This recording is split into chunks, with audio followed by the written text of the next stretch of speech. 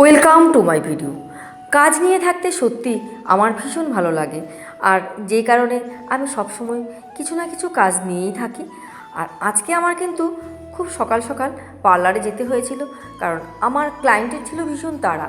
তো ওদের তাড়ায় আমাকে একটু ঝটফট রেডি হয়ে পার্লারে যেতে হয়েছে। 7:30 নাগাদ আজকে আমার পার্লারে ঢুকতে হয়েছে, কারণ ওদের ওদের যেহেতু তাড়া আছে আমাকে তো যেতেই হবে।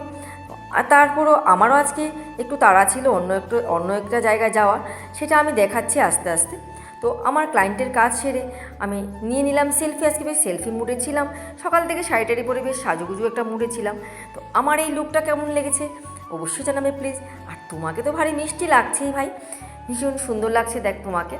তারপর কাজ সেরে সে সাজুগুজু করে সেও ঘরে যাওয়ার পালা, কারণ তারও আজকে একটা নেমন্তন্ন ছিল, সে আজকে একটা নেমন্তন্নে যাবে। তো ওকে টাটা বাই বাই করে আমি চলে গেছিলাম আমার সেই গন্তব্যে, কারণ আজকে ছিল আমার শ্বশুর শাশুড়ি মার বাৎসরিক কাজ।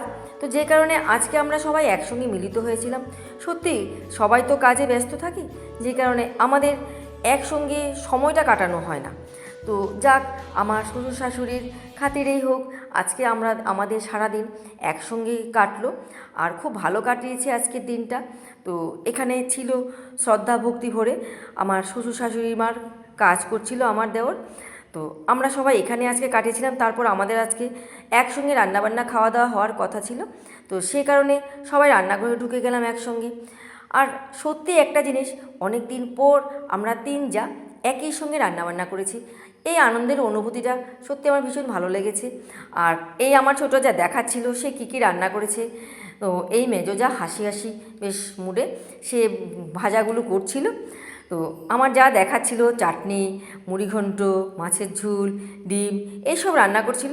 তো সবার একসঙ্গে খাওয়া দাওয়া হলো। আমাদের ভিডিওটা কেমন লেগেছে প্লিজ জানাবে। ভিডিওটা ভালো লাগলে প্লিজ লাইক শেয়ার কমেন্ট করবে।